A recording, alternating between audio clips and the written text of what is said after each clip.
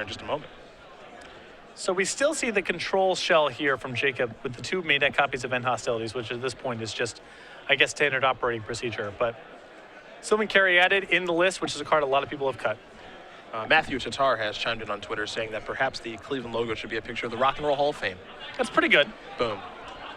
Rock and Roll Hall of Fame is a fine choice. Still not sure why that's in Cleveland, but we need something. So I'm sure there was some super corrupt deal involved, where the site ultimately, that's where these things get determined. It's just something corrupt between some very wealthy businessman and the local government. it just can't be honest work. No. No. Oh, no. No. We will find out who is on the play here in just a moment. Because Cleveland, I'm sure, has its share of rock bands, but it's not a particularly iconic American music city, right? When I think of American music, Detroit definitely comes to mind. New York City comes to mind. Philadelphia. Austin, Texas. yeah. It's either Memphis or Nashville. I think it's Memphis. It's Memphis. Fine Okay. choice. Nashville, definitely Nashville, Yeah. if you're into country music, for sure. Cleveland, not very high on the list, so I imagined it was something really corrupt. There's a Temple of Enlightenment. Joking up with the top card to the bottom, and we are underway here in round number 7 between Gio and Lisette. Lisette immediately knows what he's up against thanks to that Sansep Citadel. It's Abzan of some variety. And of course, can't be the aggressive version of Abzan. In fact, we haven't actually seen it all today. No, it's surprising. I mean, we have seen some Warden of the First Trees, but that's been actually an Anaya shell, not an Abzan shell. Winslow Thief will search up Forest. We'll see if Gio does have return number 2. Now, he is playing 4 copies of Sylvan Caryatid. He's not the build that has cut those and is playing main deck copies of Hostilities. That build has been very popular so far this weekend from what we've watched and from what Nick Miller has told us. See a Siege Rhino in hand for Jacob. He's just going to play a Caryatid, maybe ramp towards that Rhino as Joe will draw a card. It's a copy of Flooded Strand. Now, of course, when you're splashing red into the Heroic deck, you do pay some costs. You have to play a card like Mystic Monastery, Manic Influence, Temple of Triumph, too. Yeah, Battlefield Forge, the mana does get a little bit worse. Not necessarily from your ability to cast the spells reliably, because these mana fixers are replacing other blue-white mana fixers, but in terms of the damage you take, whether or not the lands come into play tapped or not, you do pay costs there. Hero of Iroas does come down for Lisette, and after he gives his deck a healthy shuffle from that Flooded Strand, we will head back Jacob's way.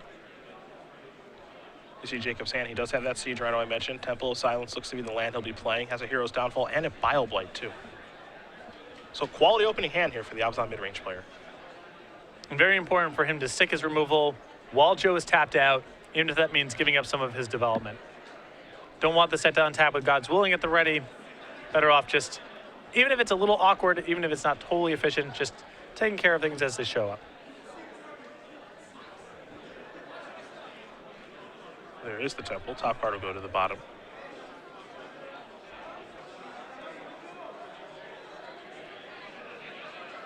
And now there is Bile Blight. So Hero of Iroas will bite the dust, and we're going to head back Lisette's way. Lisette will draw a copy of Ordeal of Thassa. The big question, of course, is does he have a follow-up creature to play? He'll start with the Temple of Triumph. Manic Influence is going to the bottom very quickly. And it looks like he does in favored Hoplite. So back Jacob's way we go. He'll take a draw. Copy of Sylvan Caryatid. I mean, Jacob's hand here is about as good as a game 1 hand gets in this matchup. Just so much removal and 1 threat to wrap it all up with. He's got a healthy clock there in the Rhino. Just depends on when he wants to deploy it.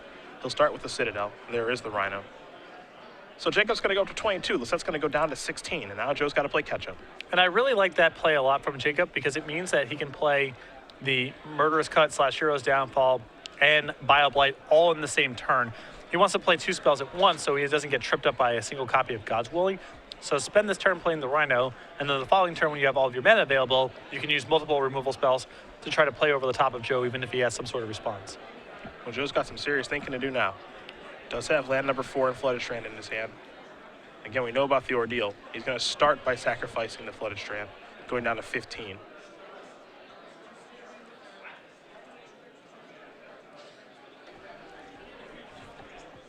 Looks like he's going to get himself an island.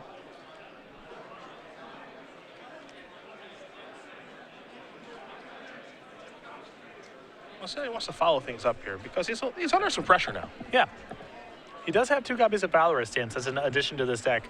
Before game 1, they really just couldn't get a Siege Rhino off the table. Now at least they have something. And Stance was awesome for Joe when we watched him earlier. Both sides. One killed a Rhino and the other one kept a creature alive through an end hostilities.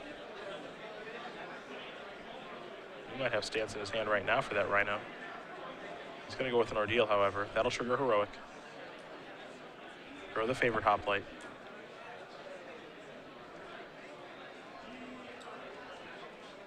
And now it's Temur Battle Rage. Jacob wants to take a look, and we can do the same. Temur Battle Rage is really what he's splashing for in this deck. Now, this is not a bad turn from Joe, but I think the problem is he's probably going to be tapped out facing a hand with multiple removal spells. Not where Joe wants to be. But it's worth it for the 2 cards, he's decided. He also gets through a lot of damage here, too. Creature has double strike. Yep. I think this turn is fine for Joe. It's just, again, Jacob's hand's so good that Joe's likely to get punished big time for this.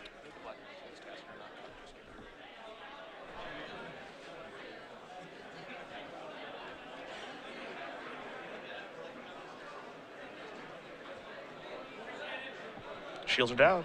We're going back to Yo's way. Corsair of Kruphix. Rondre Price, if you were in the room, the Modern Challenge You is see the ready. hand here Your for next round is Jacob. ready for you. Got the downfall at the Rondre ready. Price, if you were in the Tassiger. room, your next round is ready. Another Your Caryatid Modern and a Challenge. Corsair. Please make your way to your seat. Just got to get these things off the table when they're tapped out. Yeah, again, not messing around, and no reason to do so. Here comes the Rhino.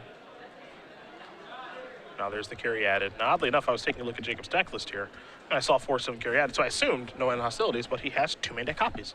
This is really weird to me. I mean, the old-time Magic player in me is looking at deck lists that have 14 creatures, some of which are just mana creatures, and 2 main deck Wrath of God effects, and it's tough to get used to. But this deck is all about just a lot of raw power card for card, and end hostilities certainly qualifies as that. And there is another favorite Hoplite. It's time for Joe to rebuild things, or at least try to.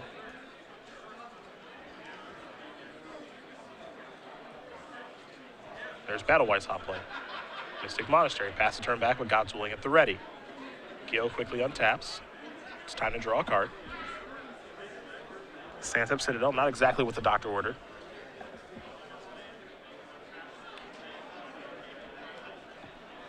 But he's still got a healthy clock out there. Can deploy a Tasker. On top of that, I mean, his graveyard's already pretty potent for a Tassiger. Yeah, the interesting thing here is how do you play with Tasker in this situation? Because he has the ability to play Corsair and Tasker in the same turn, but you have to delve his entire graveyard away. I think that his graveyard's good enough that I wouldn't want to do that, I feel like. He's going to lead with Corsair. Llanowar Waste on top of the deck. So this actually is kind of the best of both worlds, as he gets to cast the Tasker and leave 1 card in the graveyard, probably the downfall, and make his Tasker activations all the more potent. There's 4 mana. Tasker's going to come to play. And you called it. Hero's Novel will be left in the bin. Yeah, Jacob went for max greed that turn, and with an untapped land on top of his deck, it really worked out. Settle draw. He's at 7. Players in Commander Pod number 6. Gio at 15. Please report to the side event scorekeeper. Players in Commander Pod number 6, your pod is ready to start. So it's got some serious ground to make up here. Now he does have Monastery Mentor in hand, and that's a card that can maybe turn the game around. Joe playing 2 copies of that main deck this weekend. Not a card we've seen a ton of yet in Standard. I know players have been trying to figure out the best home for that incredibly powerful card, but they haven't found it just yet. It's an odd selection in this deck. It still may be good because there's a lot of spells to trigger prowess, but it is a little awkward in a deck that's all about loading up one big thing that your opponent can't interact with. What's the value of having some leftover tokens? I'm not sure it's that high. Well, there is the Mentor. They might have a monk token on the way right now. This is Valorous Stance. That's going to take care of Tassiger. Now here comes a monk token. Joe opting to take care of Tassiger instead of Siege Rhino. Feels like he needs to get that off of the table. Well, Siege Rhino's already done most of its damage. Yeah. It's in play. Tassiger sticking around is really dangerous. Corsair the draw, Citadel on top of the deck. There's Courser. Here's Citadel. 2 triggers will bring Gio up to 17. Take a look at the top card. Oh boy. And that card, game 1 against Heroic, is the lock. That is Ugin the Spirit Dragon, and that's the draw step next turn for Jacob. It's a 1 of in his deck, and it's timely right now. Game in the post-board games, we'll get into that. Joe gets access to some counter spells, but a resolved Ugin is this deck basically can't function. It exiles, so your protection effects don't work. And you can see Joe's board. You know, next turn Jacob's gonna be able to do it for 3, leave himself with a Siege Rhino, and Joe with no board. Well, Joe, just a God's willing. He's gonna need one heck of a draw step here. 17-7 and facing down an Ugin. He'll take a draw.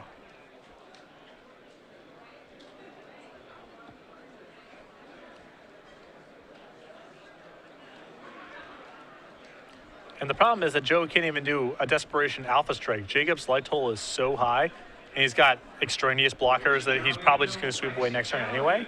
That cards that he's happy to block with. Yeah. Once again, Legacy Challenge. Your pairings are up. The round has started. I mean, it's 8 mana, so it should be good, but Ugin is a disaster for this deck. Yeah, it really, really is. Joe gonna play a Defiant Strike. Targeting Battle-Wise Hoplite. Now, there will be a couple triggers that go on here. Some prowess action, some heroic action. You see Joe getting the dice ready. Defiant Strike in combination with Monastery Mentor can cause for a very explosive turn. Joe scribes the top card to the bottom. Now Strike will resolve, which means he gets to draw a card.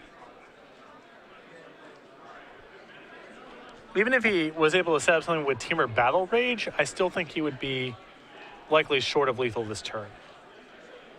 Flooded Strand is the draw.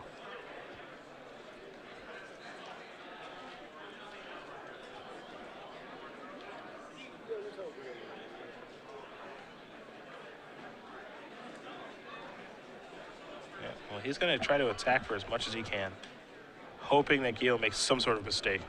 Well, he only has exactly 8 mana next turn on the board. So if Caryatid gets involved in combat and dies, there's some hope from Joe's side that maybe he can't cast Ugin next turn. Yeah. It's a long shot, but it is not impossible.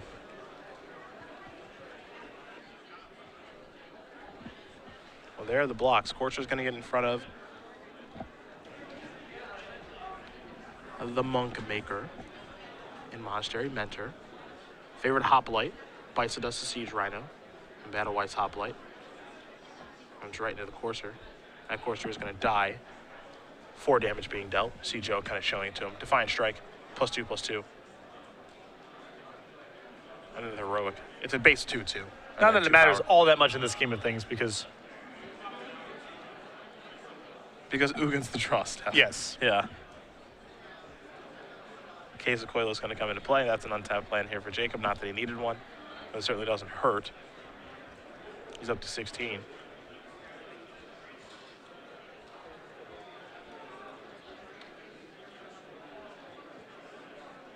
Top card there, Caves. There is Ugin.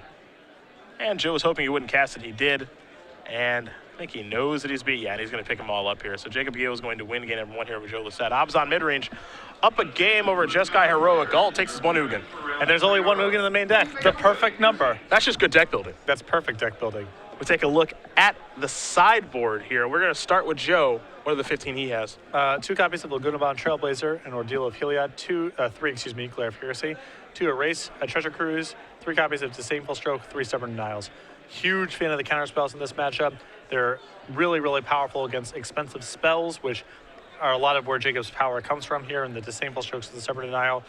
The second copy of Treasure Cruise I'd like bringing in here. I can see the Trailblazers and the Glares potentially coming in as well.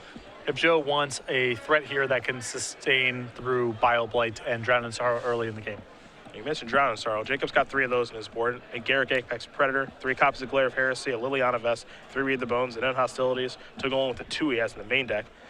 2 Thoughtseizes and a Back to Nature. This seems tough. It's a lot. I like the 2 Thoughtseizes, the End Hostilities, the 3 copies of Glare of Heresy, the 3 Drowned Sorrows. Drowned Sorrow actually isn't great on the draw a good percentage of the time, but still worth having. Some really, really good options here for Jacob, though. This is going to be, I think, a pretty tough one here for Joe. He's going to have to get off to a really fast start, like we saw in his previous match against Opson. I think that's what it's going to take.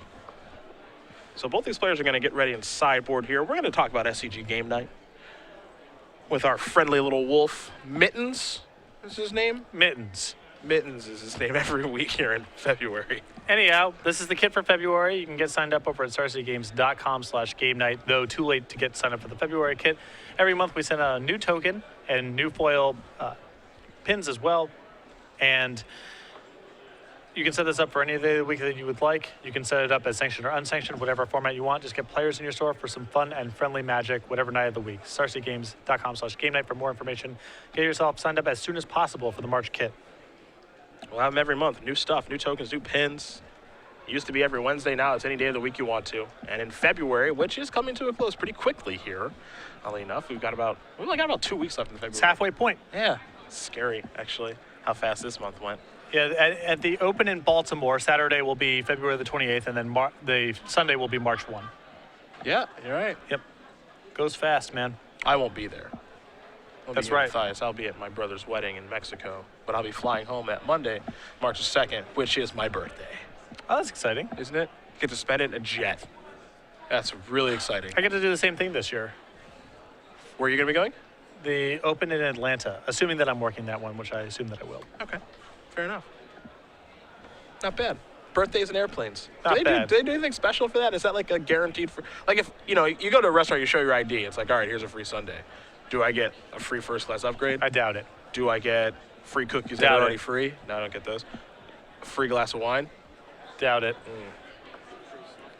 They are stingy. Maybe a free soft drink. Yeah, second bag of peanuts, perhaps. Oof. So, 2 things. 1, Alan Freed invented the term rock and roll. He was a famous DJ for a Cleveland radio station. Okay. So apparently that's how we have the Rock and Roll Hall of Fame. I think that it's still probably some super corrupt land deal that took place. I think that's a reasonable excuse. That's a totally fine reason, but Number 2, how far do you think you can push the airline people to give you things? Because I'm under the belief that they can't say no. I think that you can really leverage that. The only thing that stops most people is a sense of human decency, Okay. and that really isn't a factor for a lot of people that I've encountered on airplanes. So let's say, for example, they say, would you like peanuts, pretzels, or cookies? If I say I'd like 5 of each, what do? They probably would give it to you, I think. If you said I want 5 of each, I think they'd probably hook you up. Right? Because, for example, when I'm on a plane, I only get a glass of cranberry juice. And if I say I want the can, they don't even bat an eye. They just give you the can, they give you a cup of ice. Done. Next customer. Right, because part of it is like they want to make their own lives easier. They're not really concerned with protecting Delta's stash of peanuts and pretzels. Whatever makes their own life more convenient is how it's gonna end up going down.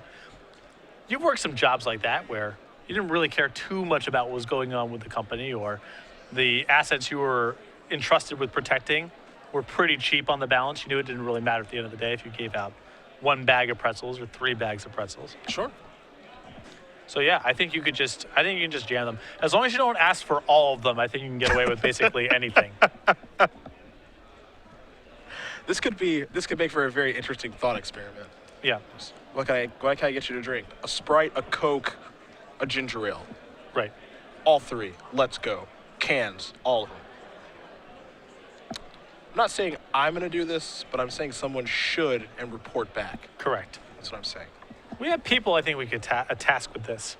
The right mentality. Joe Lisette does start things off with a flooded strand while Jacob is resolving his scry with the Temple of Malady. Joe very quickly sacrifices the strand. Either an island or a plains on the way, and it will be an island here for Joe.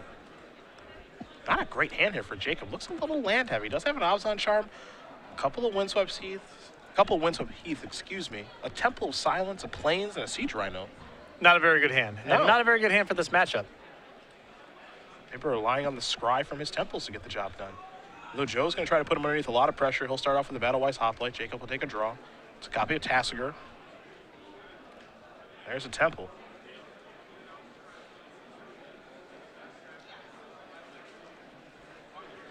Now, it does look like there's a Hero's Downfall hanging out there as well, so that does change things a little bit. That's a very solid hand there. There's a downfall as well. Joe will take a draw. Picked up a copy of Defiant Strike. See how he wants to start. Oftentimes when he's playing this deck, he starts with the Defiant Strike, scries, draws his card, then reassesses the situation. And a big part of this is he wants to just get in while the getting's good. This is a spell that can get fizzled by removal spells in response, so when you have an opportunity to take advantage of your opponent not being able to interact, you just want to cast it. Top card goes to the bottom from the scry. Joe draws a card copy of Feat of Resistance. That's a big one. Here's an attack for 4. Now he's got his protection. Yep. Attention players, we are closing Joe's build of the deck very displaying 1 soon. Feat of We Resistance, have 4 spots 4 left God's in our Willing, and then 2 modern copies box. of Valorous Stance as 3 far as spots protection left is in our concerned. legacy winner box. And here's Two the problem spots with left Drown in in our Sorrow. final draft for the Early on night. in the game, it can be If you really would good, like to especially take when one you're on the of play. On the please draw, go to the side of the stage often and doesn't see do us very to much. sign up.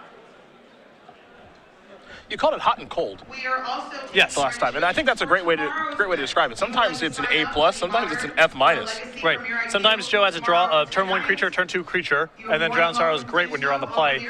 Or you get in spots like this where Joe has a 3/3 in play, and that's it. And your Drown in Sorrow is worth very little. Jacob not willing to make a move here at all. Not going to cast Hero's Downfall on this board. And Joe says, I'm not going to do anything either. So Jacob going to sacrifice a Windswept Heath. He's down at 12.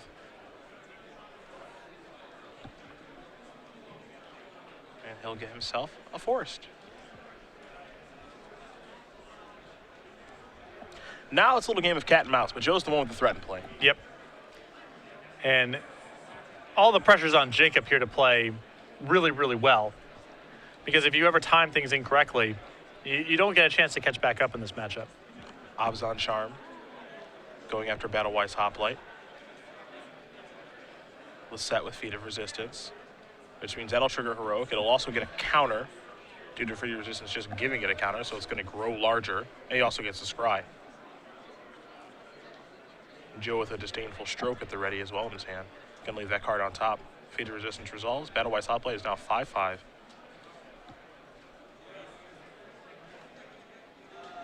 Glare of Heresy to draw. That's not so bad. It still doesn't allow Jacob to cast 2 removal spells in 1 turn. It's possible you'll see him, in fact, cast the Siege Rhino this turn to set up a turn 5 of Glare plus Hero's Downfall. He's moved the Rhino to the front of his hand. So it seems as though he's leaning that way. Because by not playing the Rhino this turn and just casting 1 removal spell, he's playing off curve. Exactly. Next turn, he's in a spot where he can only cast 1 spell again.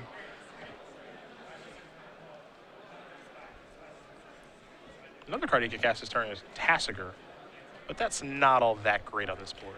It's a little on the slow side. I think that he would prefer to say Tasigur for a spot where he's already cast some spells, he's used some of his fetch lands and so forth, and Tasigur is 1 or 2 mana to cast. Well, there's the Rhino, and Joe cannot Disdainful Stroke that fast enough, so to the graveyard that'll go. Gio at 12.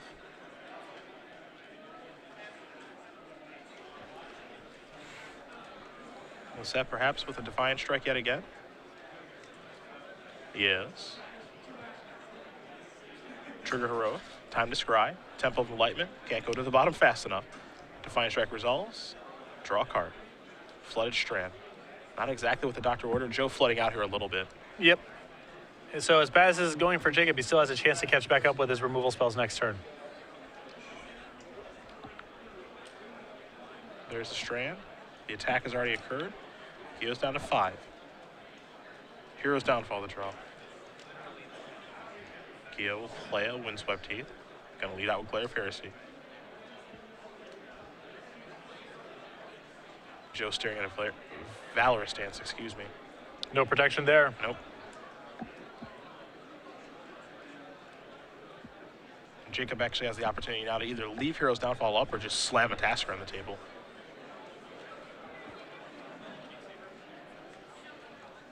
Gonna sacrifice a fetch land. It's a pretty good turn for Jacob. Yep. I mean, there's no guarantee that he can get that threat off the table going into that turn. Joe can easily have a hand of, a stubborn denial and a valorous stance for the hero's downfall, and then nothing works. There's Tasiger. So this one will cost 3. Just got to figure out which 3 cards he wants to delve. Actually going to make it cost 4 now. So just going to leave Glare of Heresy down there. Yeah, I like that play a lot. If Jacob has to use Tasiger, it's likely to find a removal spell. So I like leaving just the Glare and getting rid of the Rhino. Manic Influence will come down here for Lisette. There's Monastery Mentor. Joe will pass the turn back. Valor stance at the ready. Drown and Sorrow the draw. Drown and Sorrow turning back into an A+ now. Yep. And Jacob has just drawn so much removal. He's also done a very good job of measuring his answers, I feel like. I think he's been timely with everything he's done. There's Drown and Sorrow. Get a little bit creative here if you'd like.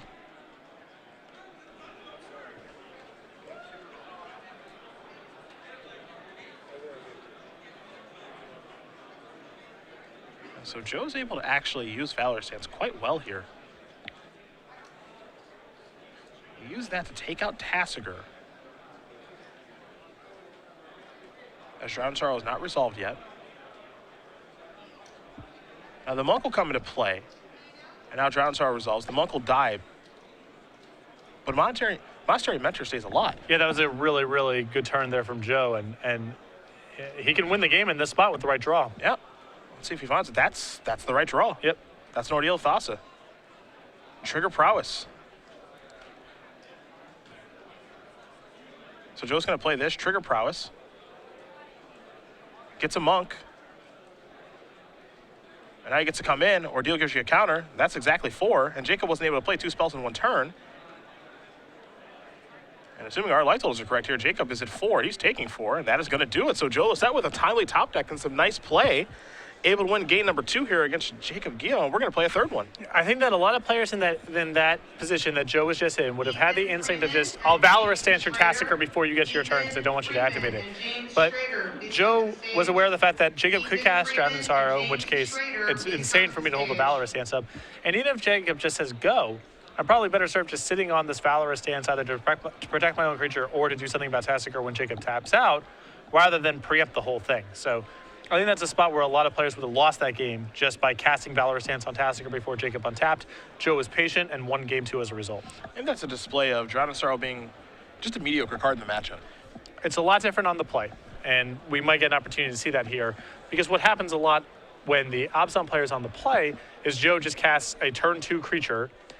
Jacob can untap and Drown Sorrow it away, and then it's a pretty good card. But it does have spots of being quite bad, and you definitely saw that game. Drown Sorrow did not do very much. Well, game number 3 going to be underway here in just a moment.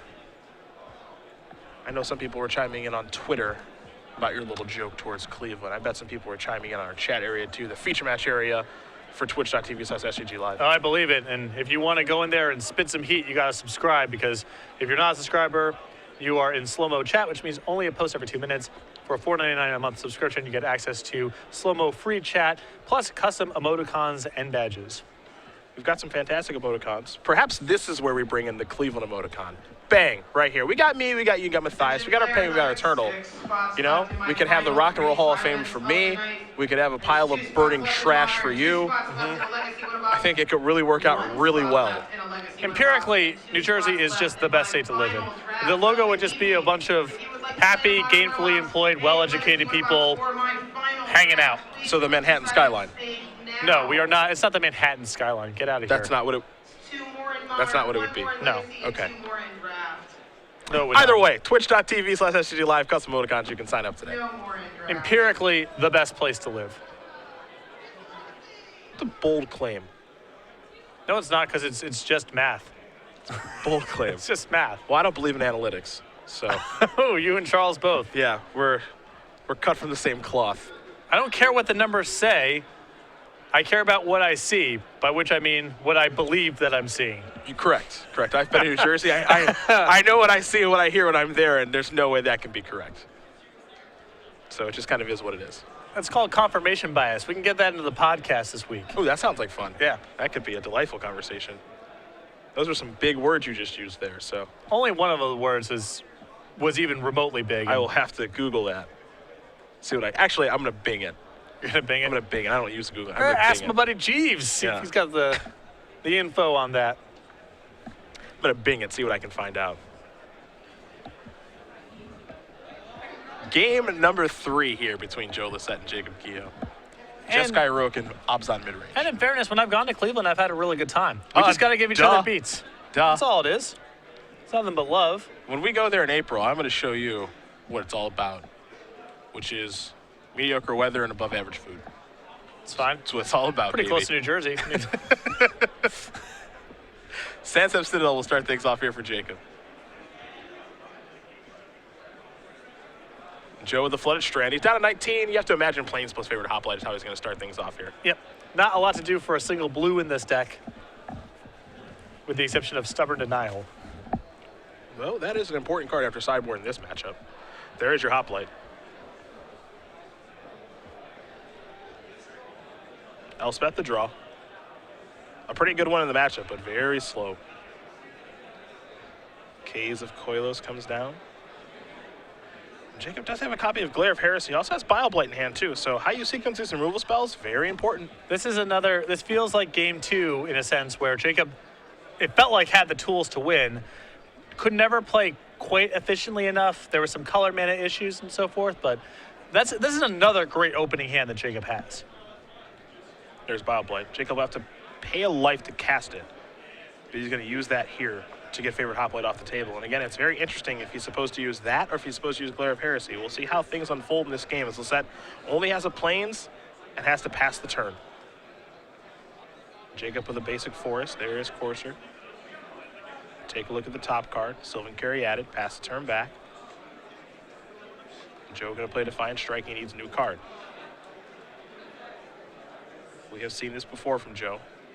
Another Defiant Strike. So he's in search of some help for sure. There's a Flooded Strand. Does he have a creature to play? Yeah, it looks like a lot of spells and a lot of lands. In the draw step, Valor's Stance is going to go after the Courser. This card's been very impressive in white creature decks. Both modes are just so good. Yeah.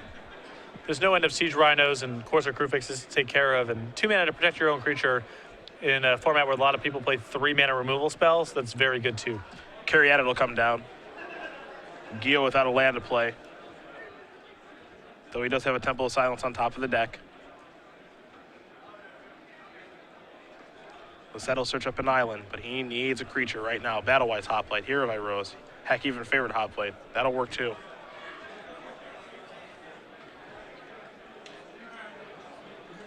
But this is one of the vulnerabilities of the deck. You know, when you don't have a creature in play, the deck doesn't do anything. And people forget, this deck only plays around 12 to 15 creatures. That's it.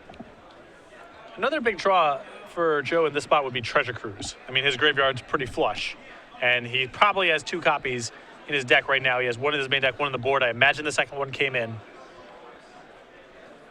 There's the Temple. Joe will take a draw, Temple of Enlightenment. Top card, Battlewise Hoplite. Can't put that to the bottom. As much as he may want a Treasure Cruise, he needs that Hoplite. Yep, it's something to do. Windswept Heath, the draw. That'll come in. Sacrifice very quickly, will Jacob. We might see him try to resolve an Elspeth here. It's a very bold line of play because this is running right into a Stubborn Denial if he taps out. Disdainful Stroke too. Well, Disdainful Stroke is, you know, you may not be able to play around it at this stage. Sure. But Joe's got nothing going on. You can probably wait for 1 more mana. I don't believe Joe has Stubborn Denial, so it won't end up punishing him, but this is a very risky play from Jacob if he's tapping out for Elspeth. Come on, players. Only need 1 more person for this Legacy Winterbox to fire and 2 more people for this Modern Winterbox to fire. If you would like to play either Legacy, He's maybe thought better of it. Modern Okay. Winterbox, Just going to pass the turn back. A lot of discipline there. stage, I thought he was going for it. Me too. You started. That's 1 more for Legacy and 2 more for Modern Winnabox. Here's a Battle Wise hot play. Now, what's interesting about this is if you're Joe, you have to imagine, okay, my opponent probably has at least 2 removal spells in hand. So how heavily am I going to try to protect my one threat? Well, you got to use these God's Willings on something. And he also needs help regardless, so scrying with the Battle-Wise hot plate is really nice. Scrying with the God's Willing too. So here is Hero's Downfall. That will be countered upon resolution by God's Willing. Carl Ferguson, if you are in the room, please come Jacob's to going to have to take 1 to cast that Hero's Downfall, thanks to his Caves of Quelos.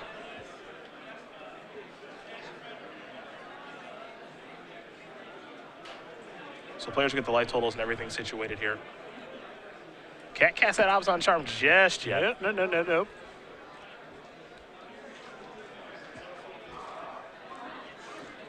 And so he wants to have the Heroic Trigger resolve. Yeah, I see what he wants here, because when the Heroic Trigger resolves, he gets to resolve the Scry, and then God's Willing is on the stack. Right, So there's then still he can do it. there's still an opportunity. Correct. So I think that's what the conversation is the Heroic Trigger on Battle-Wise Hoplite is put a +1/+1 counter on it and Scry. Yeah. So yeah, this is the awkwardness here. Probably the part of the Magic engine that most commonly trips up everyone is triggers occur before the spell actually happens. Correct. So whatever the hoplite's up to resolves, then the God's Willing says, all right, I'm about to resolve. What's going on here? Yep. There's an opportunity for Jacob to cast Abzan Charm if he wants to. Now he's going to cast it. God's Willing still on the stack. So that's taken care of. There's your exchange. And now we go back Jacob's way. He'll take a draw. Copy of Urborg. His hand right now, Urborg, Elspeth, Glare. Not a bad spot to play land number 7 and go for Elspeth. Yeah. But he's just going to pass the turn back. Joe will draw. Feat of Resistance. All he can do is pass the turn back, no creature yet. Jacob draws. Another copy of Glare of Heresy. He's refusing to deploy that Elspeth. Teamer Battle Raise the draw. Joe will play a Mana Confluence and pass the turn back over to Jacob. Jacob's turn to draw. Temple of Malady. It's a land. Might as well be a temple. Top card goes to the bottom. Head back Joe's way. Don't see draw go happen often in this matchup, but yet here we are. Siege Rhino. That'll change some things. And Joe very quickly let that resolve. Well, I think he wants to use Valorous Stance on this and save the Disable Stroke for a Planeswalker. Didn't even think twice about it.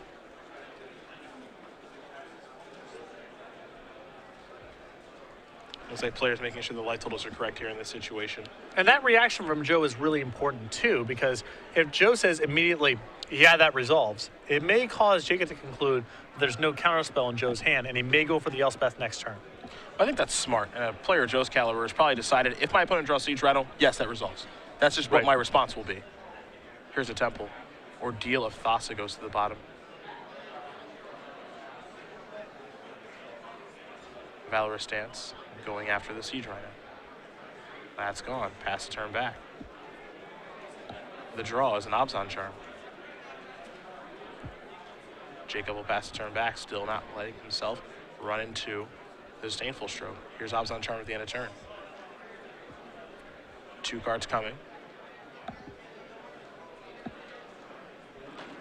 One's a Land Over Waste, 2 is a Glare of Heresy. All 3 Glare of Heresies in hand now. Sansep Citadel.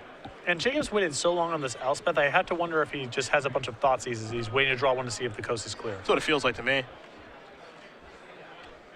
He might change gears, might be a little impatient. And I don't like this play very much because what's changed? Exactly. I'm not a huge fan of that play for the same reason. It looked like there was a plan from Jacob's side of the table, and then he sort of decided that he was no longer interested. There's Ugin off the top of the deck. So is he going to cast this one? And he will not. So now Joe will draw. But it's the same deal as before. Yeah. You know, if you thought it was good, the Elspeth was good. I'm not sure why you would think the Ugin wasn't good the following turn. There's Glare of Heresy. Joe's going to try to protect his card. Glare, and the feat is really nice here because the only removal in Jacob's hand is other glares, which are sorceries. So at least for one turn, Joe's going to be able to untap and attack. And the perfect draw step here for Joe's Ordeal Thassa. Yeah. Get something going. Treasure Cruise, very good as well. Yeah, that's true.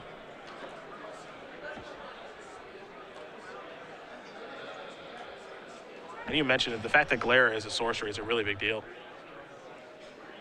There's the land. Yeah, the sequencing of removal is so significant against Jeskai Heroic or Blue-White Heroic, all those versions of the deck, because you just get into weird spots like this where now all of a sudden I'm locked out of playing the removal for the rest of the turn, and Joe might get to do something.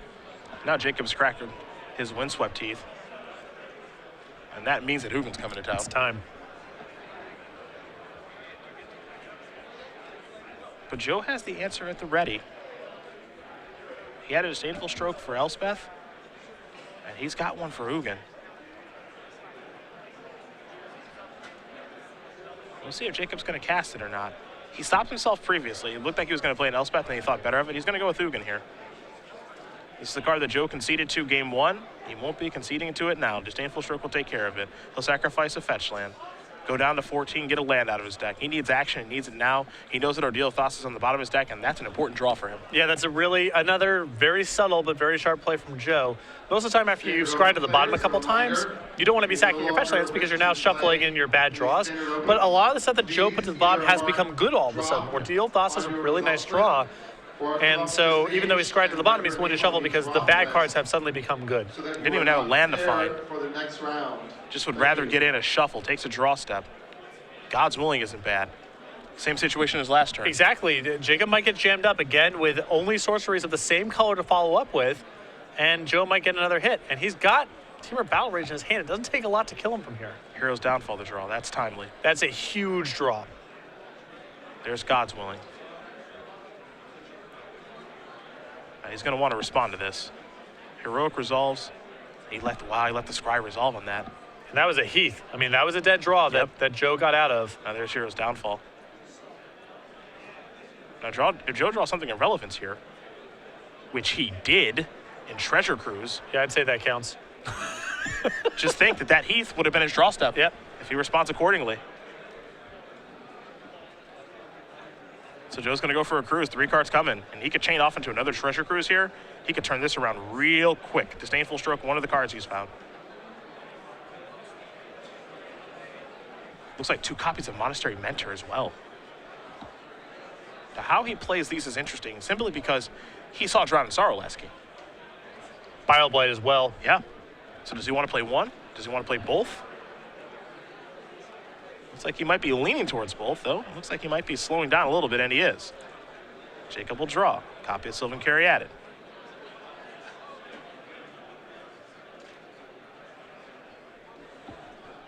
Standard challenge players, your pairings for round 2 are going There's a up. glare. Standard challenge players, your pairings for round Bye-bye, 2 Mentor. are going up. There's Caryatid, pass the turn. Joe will draw. I mean, Joe can feel it too. He's got this turned around. Flooded Strand wants to draw step. He's got to pass the turn back. Gio. With the Siege Rhino. Is it time for Disdainful Stroke? There are a lot of big draws in Jacob's deck. But getting another token into play right now and starting to attack is very nice too. Yep. So there's Disdainful Stroke. There's your Monk token. Lisette will take a draw step. Temple of Enlightenment. Not great, but at least lets him scry. Take a look at the top card. It's a Temple of Enlightenment. Now that's the bottom card. Attackers. In we go. There's your block. Easy breezy. 1 point of damage will come across. Looking to fade some draws here is Lisette.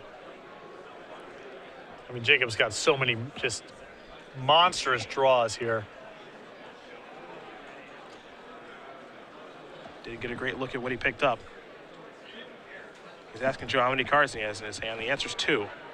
We know that neither of them are very good. One was a Temur Battle Rage, the other's a land. Is it a Rhino? This is 5 mana. Oh boy. And hostilities. He wants to start it over. Fair enough. I don't blame him. Lisette draws. Battlewise Hoplite. Try to top that. Oh boy. If you go into the bin, you know what that is. That can only be 1 card. And he's moving some inefficient ones out of here. Probably looking at Tassiger.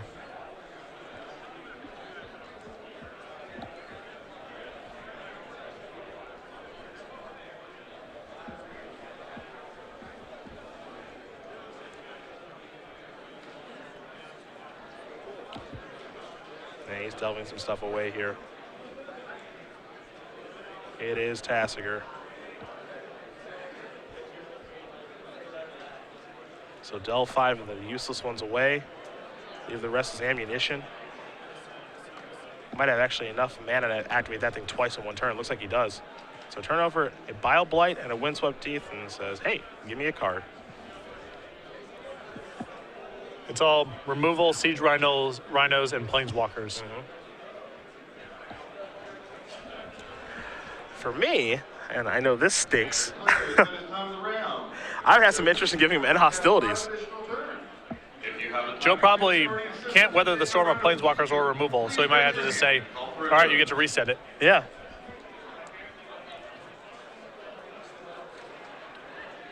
No, that's what he's got to give him.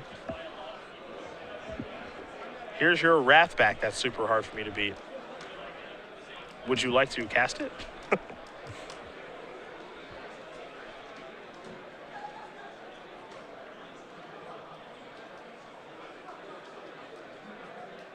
Yeah, I think Jacob says no.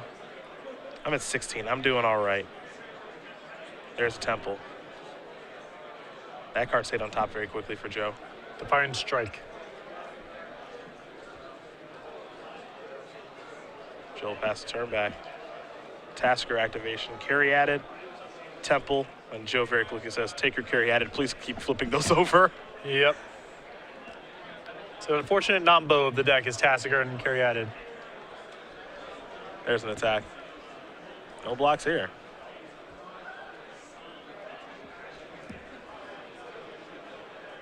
Jacob wondering how many cards he's got left in his deck. Plenty, though. Yeah, I don't think decking is a concern here. Tasker activation. 2 lands, which means a tough decision. Fabiano showed just how potent this card could be in Washington, D.C. during week 1. And Gio's doing it right now. I have rarely seen the games go in such a way where Tassiger just gets to go wild with the activated power, but the card doesn't need that to be potent. It's good just as a 6-mana 4/5 with Delve. And if 1 game out of 10 goes like this, 1 game out of 15, well, that's just gravy. Yeah, Joe's got a really hard decision to make on what to take out of the graveyard there.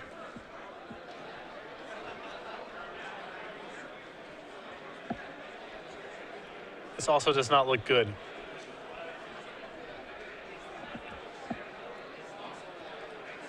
There's Elspeth. Perhaps it's a card that Joe can beat. I mean, he needs to chain together something completely busted this turn, and he's got Temur Battle Rage in his hand to possibly do it. Well, I think that Joe's hope here was that Jacob wouldn't go for the Elspeth, because Joe's sort of saying, all right, tap out. And then if Stubborn Denial's in the mix, maybe Joe can actually untap and win the game. I think Joe's hope here is that he does go for the Elspeth, because if he runs himself into some sort of protection effect, he can kill them all in 1 turn. Yeah. Like, he's tapped out now at this point, and I think he's hoping, God's willing, something, so I can go with the Temur Battle Rage too. Now, he just played Defiant Strike, triggered the Scry, found Ordeal of Thassa. It's all got to happen in 1 turn, and it's got to be this one. Right. But he's got a shot at it. Yep. Especially, we can't forget the Temur Battle Rage when you have Ferocious gives Trample. Yeah, no, and yes, this could easily be a lethal turn. So now here's a Scry. That card's going to go to the bottom. And you have to imagine that Jacob thinks he's playing against White Blue Heroic. I haven't really seen any red cards. Well, the Battle Rage did come up in game 1. Sure. But it has to be on his radar right now. Right now, Battle-Wise Hoplite is a 5-power creature. 2 heroic triggers, 1 from Defiant Strike. So Joe's got to work his way into some more instants here. Well, he can't wait. The die is cast. Now this is the turn.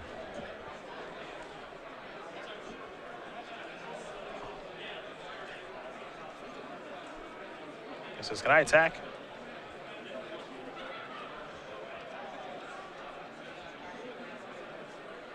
Joe says, I'm not attacking just Yeah. yet. And even when I do attack, I still got an opportunity to do some things. Yep. Trigger, trigger. Ordeal. Looks like a land. Triple block is smart.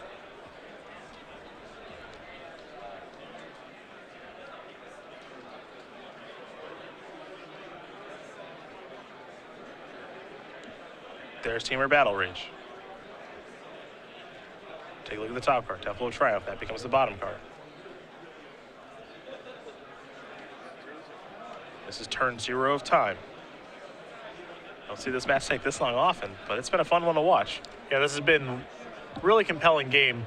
And it's been great to watch Joe battle through wave after wave of bad scenarios. Yep. And still, he had a chance to win the game this turn. If things broke right for him, Jacob could be dead. So this is an attack for 14 with trample, which means Jacob's going to go down to 5.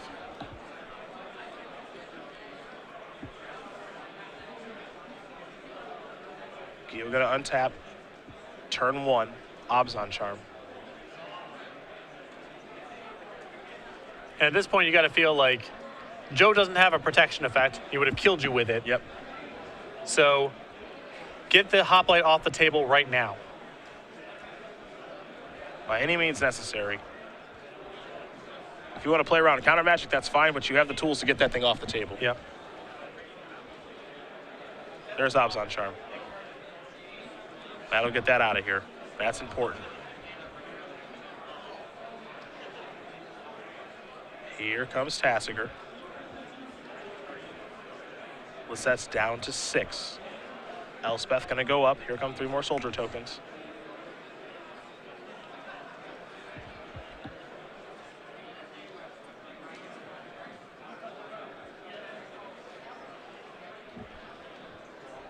Anything else that Jacob wants to do this turn?